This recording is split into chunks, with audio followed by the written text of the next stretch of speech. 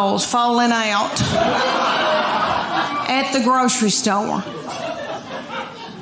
I think, oh my gosh, did anybody see that? I don't have anything in my purse to pick it up with. Is some little child gonna think it's the milk dud? Just keep on moving, everybody. Just keep on moving.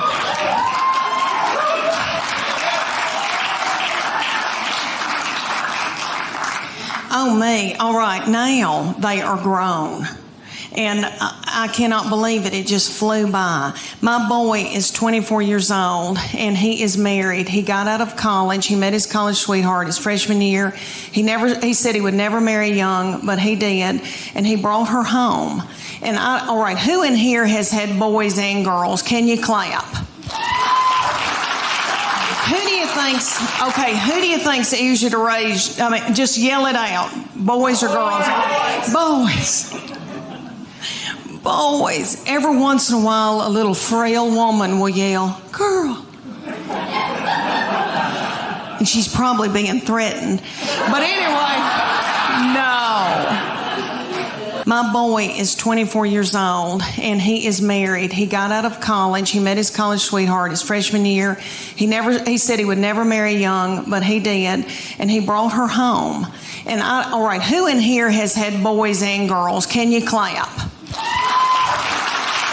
Who do you think's easier to raise? I mean, just yell it out. Boys or girls? Boys. Every once in a while, a little frail woman will yell, girl. And she's probably being threatened.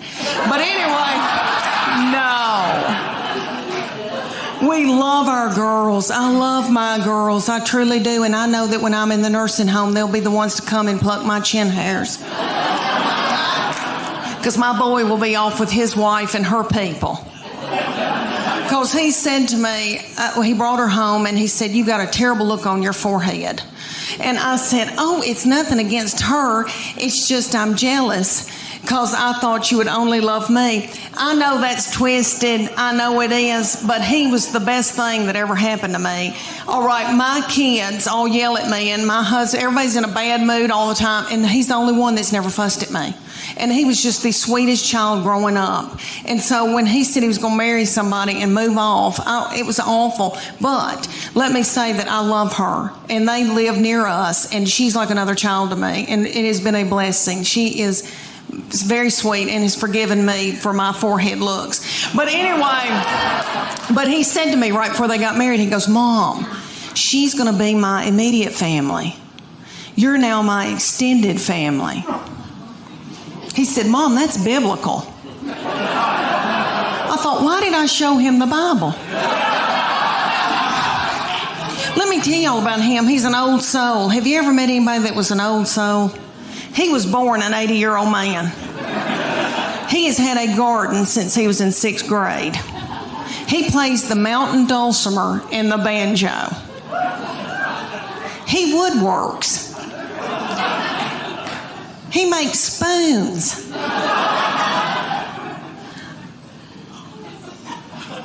He makes spoons. I mean, he is so yummy.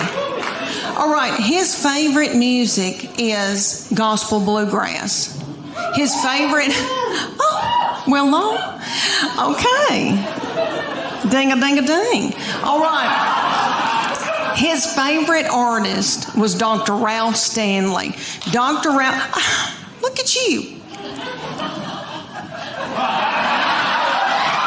at you. Knowing who Dr. Ralph Stanley is.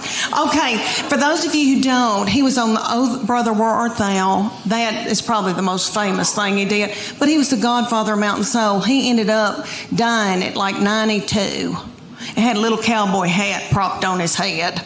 Yummy. Okay, he would come through Knoxville and I would take my son to see Dr. Ralph when my son couldn't drive. They propped little Dr. Ralph up on stage because he was so old. I almost threw my panties at him because that's what you do to Tom Jones. And I love him.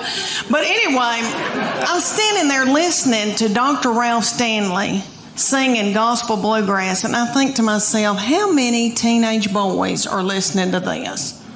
What are teenage boys listening to? Rihanna, Waka Flocka Flame, some of that nasty goings on. I thought, wouldn't it be funny if I had to yell at my boy, turn that gospel bluegrass down. You're out of control. If I hear I saw the light one more time. My second baby is my oldest daughter, who's about to graduate from the University of Tennessee. She's 22. And let me tell y'all, I know every crow thinks theirs is the blackest, but let me say that she is a beauty. And she is smart, and she's done very well in school, and she's in a sorority and done well with her sorority, and she's athletic, and she's mean. And we're scared to death of her. We walk on eggshells around her. She's not mean to other people or in public. She holds it in so that she can come home and like spew it out onto me. That's okay. That's God's way. But this is what I think happens. When she was a junior, her summer between her junior and senior year, I think that God allows this to happen. And you little girls, that your babies aren't this old, just listen to me. All right, one day they'll just turn on you. And you'll think, who in the world is this? Who's coming down the steps in the morning? We don't know who this is. I think that God allows that because He knows that you're about to let your baby go off to college or whatever they're going to do, and He knows that you're grieving. So He makes them just as mean as He can so that you can let them go. And I believe that. That summer, the very breath that I breathed out of my nostrils made her so angry. We were not allowed to eat cereal in our own home because she couldn't stand to hear us chew. I don't mean to talk about her because she had a lot on her. She had to empty the dishwasher. Stuff like that. That's so hard. Okay, let me tell you about an example when she was probably your baby's age, y'all's little children, because y'all are so cute. Look, their thyroid's still functioning. Y'all still got hair. Good for y'all. Y'all got on little breeches. Yay. Okay. When my middle one, when she was in elementary school, I was so blessed that I got to take them to school and pick them up every day in my minivan. And I would watch them come out, my girls, and I saw them. They were in a good mood. I saw it.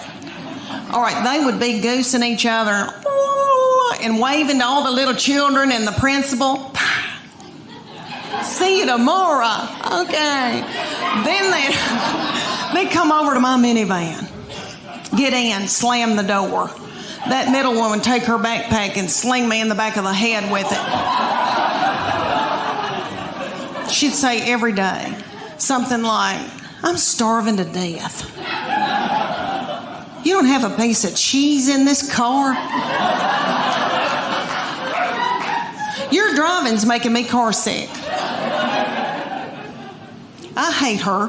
Why did you have her? And the baby be sitting over the back. She'd be going, Mom, Mom, Mom, Mom, Mom. And I'd say, what? And she'd go, Mom, Mom, Mom, Mom. I go, what? I'm listening. She could say some of the craziest things. She said to me one day, did Jesus ever have head lice? How do you answer that? I said, well, baby, I don't know. But if he did, I know he healed it. My husband is very smart and very quiet and an introvert and does very well, and then married me, and we've been exactly the opposite, but it has worked. He's a big man. He's 6'4". He can kick a door in, and I like that.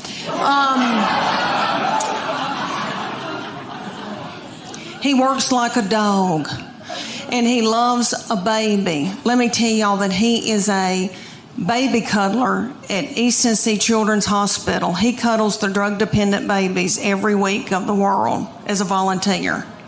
I know, sweet. He didn't help me with mine.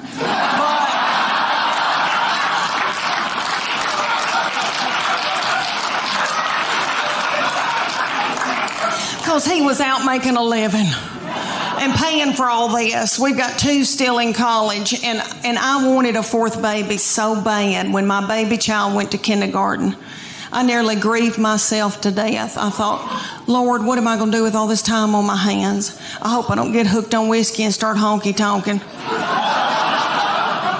And about 3 weeks into her going to kindergarten, I was like, woohoo! Woohoo! Now I can go get a pap smear without somebody sitting on my head.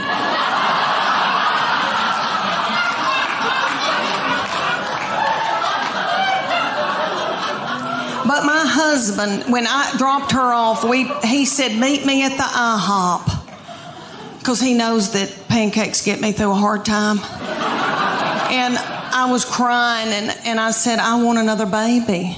And he said, why don't you get a job?